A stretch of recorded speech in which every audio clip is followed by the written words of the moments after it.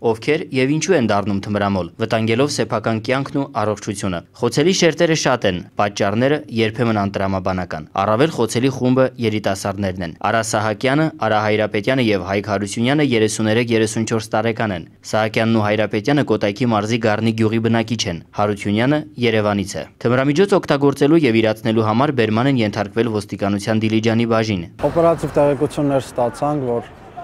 ապրիլի 17-ին Դիլիջանի ռեստորաններից մեկում